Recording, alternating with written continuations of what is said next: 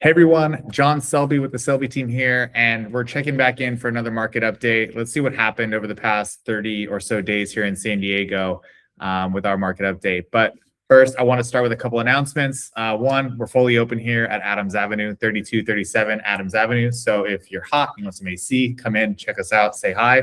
Thanks to everybody who came to our grand opening. We had 150 plus of our clients and family and friends come, and it just meant the world for us to have those people there to support us in this big next step. And also keep in mind, we are doing our end of summer barbecue on September 13th from 12 to 2 at the Ward Canyon Park again. So that's always a fun time. Come have some food on us, a few drinks, hang out, and hopefully stay cool in the shade. We'll see about that. But without further ado, let's get into the market update here. The first San Diego City and County. Awesome.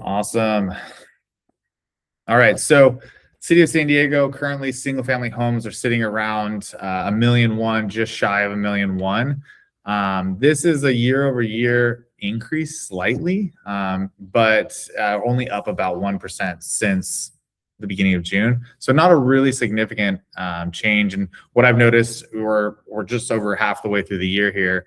And what I've noticed this year has been very, very flat, maybe just a touch up, in some cases year over year, but overall pretty flat. And any gain was a converse of a loss that we had, at a different part of the year. So we're not seeing any drastic upward trends overall. Here's a quick chart of the past 3 months, kind of where things have gone, and what you can see here on this. And then basically equity positions in San Diego are they're holding strong. We reset with COVID. COVID took our prices up in San Diego relatively high, and then we saw a stall out in the middle of 2002. We saw a little bit of up and downs, and now I think we've reached kind of that steady plateau. I've seen several statisticians saying that they expect anywhere between 1 to maybe a maximum of 3% equity gain year over year in San Diego, between now and 2030, maybe 2029. So I'm personally not planning for any large spikes in equity and things like that. I'm looking for a steady road. The people that are going to transact are people that need to sell, need to buy, and want to get into the market. So that's really what we're going to see here in San Diego, probably over the next couple of years. And so what does that mean? It means you need to be strategic as a seller. You need to price accurately. You need to have your house ready and prepped for the market. You can't just throw it on the market and it just sells with multiple offers overnight for no reason, like it was in early 2020 to 2022. So just keep that in mind. And we're seeing that right now. We're seeing that pretty heavily in the condo market. So here's the City of San Diego's median sale price for all types of homes. This is taking into consideration condos and townhouses. I kind of like to look at this number a little bit better because you'll see here there's basically no change year over year, which is what we've noticed overall in the market, on average. So overall, competition's cooling. There's definitely less buyers out there, and so the well-priced, well-prepped homes are rising to the top and they're selling well.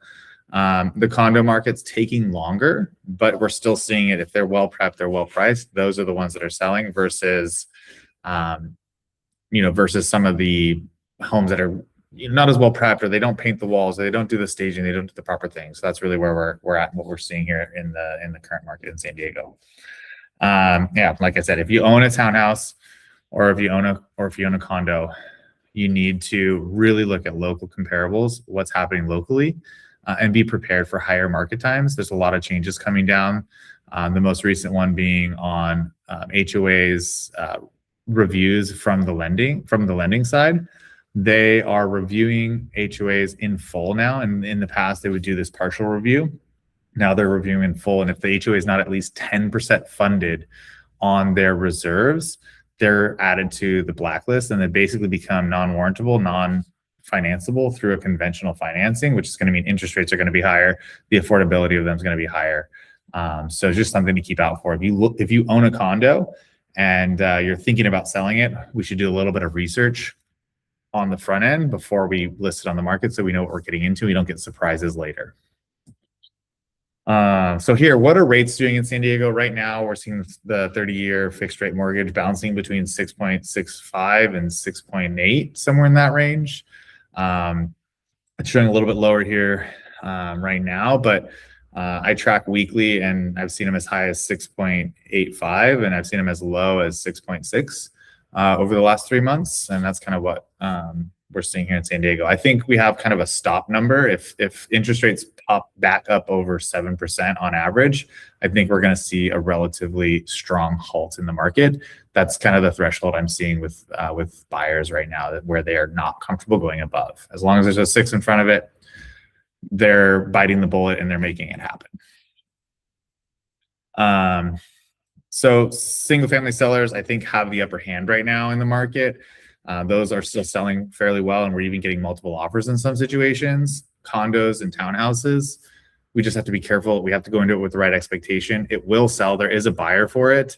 We just have to find them, and sometimes that's going to take more time, take a little bit more strategy and planning in order to get there. And buyers, with ease and competition, you have the upper hand in some situations, but not in all of them. Don't be overconfident and don't think you're going to get the world, but be willing to negotiate. If you see a house that's maybe a little bit above what you want to pay for it, instead of sitting and waiting for it to take a price reduction and then all the other buyers that think are doing the same thing jump in, maybe be a little bit proactive. Maybe write an offer, $20,000 below what they're asking, because that's where your comfort level is, and seeing what happens with the seller. I think buyers who take action are going to get good deals in today's market, and they're going to get good opportunities because sellers are more motivated to negotiate with them than they may be coming off and maybe the way that their agent is portraying them. So food for thought. If anybody wants to chat through this with me personally, happy to set up a time for that.